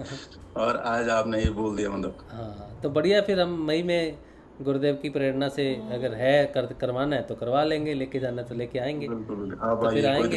घर में हाँ गुरुदेव आशिफ भाई। हाँ नरहरी भाई। हाँ, मनोज भाई से पूछना चाहूंगा, वहाँ क्या हेलीकॉप्टर की बुकिंग होती है पहले? हाँ जी, जैसे पैदल। हाँ, तो वो क्या पैदल जो नहीं जा पाते हैं उनके लिए हेलीकॉप्टर का है, तो वो ऐसे कोई आप उसका क्या सिस्टम है बुकिंग का? उसमें हेलीकॉप्टर का यहाँ से हेली कंपनियां हैं, 5-6 कंपनियां चलती है यहाँ से, और उसका भी मतलब 4,500 रुपये समथिंग आने जाने का है किराया यहाँ से फाटा से। बाकी पैदल तो वहाँ पर लगभग 19 किलोमीटर पैदल जाना पर, काफी टफ चढ़ाई है। अच्छा हाँ, तो जैसे हमारे वो अरेंज, जैसे कभी आना हो तो आप करवा सकते हैं हेलीकॉप्टर का अरेंजमेंट? हाँ, थोड़ा 1-2 हफ्ते पहले बताओगे तो हो जाएगा फिर। अच्छा, ठीक है। बाकी ऑनलाइन बुकिंग भी कर सकते हैं आप, जैसे वहाँ पर 2-3 हेली कंपनियां हैं, उनसे ऑनलाइन बुकिंग भी हो जाती है।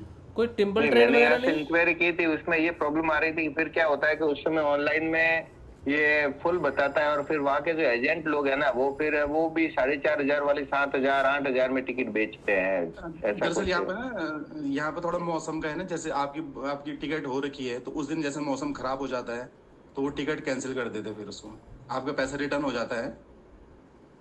अच्छा। हाँ जी। अगर आपको आना होगा ना तो आप 1-2 हफ्ते पहले बता देना, फिर मैं थोड़ा अरेंज करने की कोशिश करूंगा, हो जाएगा फिर। अच्छा, ये हेलीकॉप्टर के अलावा मतलब कोई टिम्बल ट्रेन वगैरह नहीं है जो वो कार केबल होती है? नहीं नहीं नहीं, यहाँ पर जो आपको लास्ट बस स्टॉप है वो गौरी कुंड है, वहाँ पर गौरी माता का मंदिर है। हाँ। तो वहां से आपको घोड़े खच्चर पालकी वगैरह वो सब अरेंज हो जाता है, वो करने पड़ते हैं वहाँ पर अच्छा, ना। वो घोड़े मिल खच्चर जाता तो है। मिल जाते हैं। अच्छा बाकी पैदल चढ़ाई तो बहुत टफ होगी, जैसे आपदा के बाद जो हुआ ना, 4 हाँ। किलोमीटर उन्होंने और राउंड कर दिया, उसको बढ़ा दिया उसको। ये केदारनाथ की बात कर रहे हो? बद्रीनाथ? नहीं नहीं, केदारनाथ की बात कर रहा हूँ। केदारनाथ मतलब मेरे घर से बद्रीनाथ में बहुत, चढ़ाई नहीं है, बद्रीनाथ में तो मंदिर तक जाती है गाड़ी। अच्छा चढ़ाई नहीं है, मंदिर तक गाड़ी जाएगी। अच्छा, केदारनाथ में हमें थोड़ी सी ये की है कि थोड़ी एक्सरसाइज ठंड भी करके बहुत है केदारनाथ में। हाँ तो ठीक है, गर्म कपड़े लेके जाएंगे फिर। हाँ ध्यान करेंगे ना, 2-2 फिर रजाइयाँ हम और डिब्बे में फिर 2-2 रजाइयाँ। फिर वो कहते हैं ना भाई आधा घंटा ध्यान नहीं करना, गर्मी बढ़ती है, फिर हम 5 घंटे ध्यान करके गर्म होके जाएंगे। वहां तो आप दिन भर बैठ सकते हो, कोई दिक्कत नहीं है। गुरुदेव को कहेंगे गुरुदेव 5 घंटे ध्यान में उठाओ, गर्म होके जाना है, ठंड बहुत है ऊपर। बिल्कुल बिल्कुल। वहाँ का मौसम ऐसा है ना सर, वहाँ का मौसम अगर धूप लग गई तो बहुत तेज गर्मी होती है, और अच्छा। अगर मौसम एकदम से खराब हो जाता है, ठंड बहुत बढ़ जाती है। अच्छा, तो एक दिन में जाके नीचे आ सकते हैं वहां से? एक दिन में तो नहीं हो पाएगा, जैसे ना चलने वाले घोड़े खच्चर से एक दिन में अगर नहीं होगा भाई। नहीं चढ़ेंगे नहीं, ये मतलब कुछ लेके जाएंगे, साधन लेके जाएंगे, जैसे ये घोड़े रहते हैं अगर वहाँ पे। अगर आपको केदारनाथ जाना है ना, तो एक दिन नाइट स्टे करना सही रहेगा ना, वहाँ पर जो रात्रि दर्शन वगैरह होते अच्छा बहुत अच्छा, अच्छा हाँ रहता है हाँ, वहाँ पर, अच्छा अच्छा, बहुत सही। ठीक है ठीक है। मतलब दोपहर को निकले, रात को स्टे किए, अगले दिन सुबह निकल गए। आप ऐसा करना, जब भी आओगे एक दिन फाटा में होल्ड कर रही है आप, उसके बाद वहां से चलने का अच्छा दूसरे चलो दिन ठीक है, आएंगे तो रहेंगे 4-5 दिन वहाँ पे रहेंगे, ऐसी बात नहीं, प्रचार करेंगे ना। प्रचार ही नहीं किया गुरुदेव का, फिर हम क्या करेंगे वहाँ पर? बिल्कुल, मेरी भी इच्छा है ये मतलब यहाँ पर कुछ हो जाए। वहाँ पे तो मतलब हमें यहाँ पर मिल तो भी मतलब कोई जाएंगे नहीं लोग। जानता। यहाँ पर मैं रुद्रप्रयाग डिस्ट्रिक्ट में मैं अकेला ही हूँ, मतलब जो करता है, मैंने बताया भी कई लोगों को, हाँ, हाँ, मैंने हाँ। 100-200 कार्ड बांटे भी हैं, मगर लोगों का इंटरेस्ट ना इस टाइप से नहीं है मतलब। अच्छा अच्छा अच्छा, फिर जहाँ मैं रहता हूँ केदारनाथ, यहाँ तो घर घर में अलग अलग देवी देवता हैं। देवभूमि इसीलिए कहा जाता है, यहाँ देवभूमि, हर किसी के हाँ। अलग अलग देवी देव। अध्यात्म मतलब उस टाइप का नहीं है ना, यहाँ तो सारा ये है कि कोई भैरव को पूज रहा है, कोई नरसिंह को पूज रहा है, वही है मतलब मेरी ये समस्या ठीक हो जाए, वो समस्या ठीक हो जाए। हाँ। अध्यात्म मतलब जो अंदर का है वो अभी मतलब उस नहीं। टाइप पे कुछ हाँ। नहीं, मैं अपने घर में नहीं बता पाया सही ढंग से हाँ, हाँ, हाँ। उन लोगों को। देवभूमि तो मैं देवभूमि से हूँ, मेरी माता जी उत्तराखंड की ही हैं, तो उनकी तरफ से देवभूमि का मुझे थोड़ा सा है, और पिताजी की तरफ से भी है काफ़ी, तो मैं जानता हूँ। ऊपर लोग अभी अंतर्मुखी नहीं हुए ना, वही तो प्रॉब्लम है। जी बिल्कुल। और तब तक तो और भी बढ़ जाएंगे हमारे गुरु भाई बहन जाने के लिए। हाँ तब तक आइए समय आप। मिल जाएगा, बिल्कुल समय आइए। मिल जाएगा तब तक। तो रहने के मनोज लिए भाई लंबाई धर्मशाला, इंतजार करना पड़ेगा। रहने के लिए बिल्कुल, आप आइए, मैं अरेंज कोई दिक्कत नहीं, आपको कोई धर्मशालाएं समस्या नहीं, वगैरह हो मिल जाएगा जाएंगी सब। ना? हाँ हाँ, हो जाएगा वो। अच्छा अच्छा, चलो बहुत बढ़िया। फिर तो यही प्लान है। देख अभी रिसेंटली देखते हैं कहाँ जा सकते हैं, ठीक है? बच्चे का प्लान भी 6 मई के केदारनाथ का था ना, केदारनाथ केदारनाथ का बद्रीनाथ के लिए 6 मई के बाद ही अच्छा। बनाना तो पड़ेगा हम एक आपको। काम करेंगे, हम उधर आ रहे हैं, क्या बोलते हैं, किधर जाना, नहीं वो दिल्ली में क्या है, मथुरा और वृंदावन। तो वृंदावन हम 28 अप्रैल के आसपास रहेंगे, तो फिर वहाँ से हम देखते हैं क्या कर सकते हैं। थोड़ा लंबा हो जाएगा टूर, ठीक है? तो देखते हैं फिर क्या हो सकता है, उसके आसपास ही आएंगे। लेकिन आएंगे, प्रेरणा तो ये अभी देखते हैं, प्लान बना रहे हैं और बाकी देखते हैं, ठीक है? रिसेंट में अभी हम 1 हफ्ते 10 दिन में भी जा रहे हैं, कहीं ना कहीं जाएंगे, तो पता नहीं कहाँ जाएंगे अभी। फिर मैं कल के सेशन में या परसों के सेशन में बताऊंगा, अगर कोई जा सके तो चलना। द्वारकाधीश जाओ, द्वारकाधीश। हाँ द्वारिका तो फिर वो दिल्ली गुजरात। दिल्ली की तरफ ही पड़ जाएगा ना, तो फिर हम जगन्नाथपुरी भी जा सकते हैं, उड़ीसा पास पड़ेगा। जगन्नाथपुरी तो कलकत्ता से नजदीक है ना? हाँ हाँ हाँ, तो वहाँ पे चले जाएंगे। तो वो तो कर गर्म बहुत है ना, प्रॉब्लम यही है, गर्म बहुत है। यहाँ से तो दिल्ली से तो हमने देखा था 36 घंटे का था ट्रेन का रास्ता, हम लोग तो बाई एयर गए थे। हाँ हमारे यहाँ से पास में पड़ेगा, ओवरनाइट भी नहीं पड़ेगा, 8 घंटे के आसपास पड़ेगा, 6-7 घंटे का। हाँ तो देख रहे हैं, अभी प्लान नहीं है, देखते हैं 1-2 दिन में बोल देंगे। जो भी भाई आसपास रहते हैं मिलना चाहेंगे, थोड़ा पता चल जाएगा, तो वहाँ प्रचार वगैरह करके थोड़ा कर सकेंगे, ठीक है? चलिए, चलो अपडेट करते रहो, कर दूंगा मैं आपको। चलिए यूट्यूब पे देखते हैं क्या क्या है, प्रश्न कोई अगर है तो बढ़िया है, नहीं तो टाइम तो काफ़ी हो गया आज। सूरज भाई कह रहे हैं, माँ बाप को बस बच्चों पर अपना फ्रस्ट्रेशन नहीं निकालना चाहिए, डांटना सिर्फ सीख के लिए होना चाहिए। बिल्कुल सही बात है। सुशांत कुमार भाई कह रहे हैं, 3 बंद बस ध्यान के समय लगते हैं, या फिर चलते फिरते समय भी, घर के बाहर भी लग सकते हैं। वैसे तो जनरली ध्यान के समय में ही लगते हैं, लेकिन जब आप ध्यान मग्न हो जाओगे तब बाहर कभी खड़े हो रास्ते में तो कपालभाति हो गई, प्राणायाम हो गया तो हो सकता है, हो जाता है कई बार, लेकिन वो आप पे डिपेंड करता है। आप कंट्रोल कर सकते हो उस चीज़ को, आपकी इच्छा के बिना तो नहीं होगा। लेकिन अगर आप उस आनंद को लेना चाहोगे तो, और जैसे मैं कभी बार जाता था सब्जी लेने सुबह, तो सब्जी ले रहा हूँ तो वो कपालभाति चल रही है वो उसमें अच्छा भी लग रहा है, रोकने की इच्छा ही नहीं होती, तो हल्का हल्का कर लेते हैं। तो ऐसा बंद वगैरह तो नहीं खैर उतना लगता, लेकिन ये प्राणायाम या छोटी छोटी गतिविधियाँ चलती रहती हैं। अच्छा, गोयल साहब बोल रहे हैं कृपया गूगल मीट का लिंक शेयर कर दीजिए अब तो सेशन ख़त्म हो गया है अनिल भाई तो मैं शेयर कर दूंगा आपके आईडी पे। नाथ ग्रुप में नहीं हुआ, आप किताबें वाले ग्रुप में। अच्छा, मैं पहले देख लूँ वीडियो क्या पिक्चर है, अगर मुझे सही लगेगा शेयर करना तभी मैं शेयर करूँगा, ठीक है। नहीं तो जो बहन ने शेयर किया है वो किया उन्होंने अपने हिसाब से, लेकिन मैं देख के शेयर करूँगा, मुझे सही लगेगा शेयर करना तभी मैं शेयर करूँगा। अच्छा, उसके बाद पूजा जी कह रहे भैया हमें भी बता दो, हम भी चलेंगे। हाँ, मैं बता दूंगा आपका, ज़रूर चलना। सुषमा कुमारी जी कह रहे हैं जगन्नाथपुरी है भाई जी। अच्छा, जगन्नाथपुरी में मैं कल पूरा प्लान बताता हूँ, देखते हैं कहाँ जाएंगे, कल या परसों, 2 दिन में। संजीवनी रेड्डी बहन कह रही है गुरुदेव ने चाहा तो हम भी करेंगे प्रचार। हाँ चलो, ज़रूर करो, बिल्कुल करो, बिल्कुल चलना चाहिए प्रचार करेंगे। चलिए, आज का सेशन यहीं पे रखते हैं और कल मिलते हैं सुबह के ध्यान में, सुबह 6:30 बजे। जय श्री गुरुदेव, जय श्री गुरुदेव, जय श्री गुरुदेव, जय श्री गुरुदेव, जय श्री गुरुदेव। जय श्री गुरुदेव।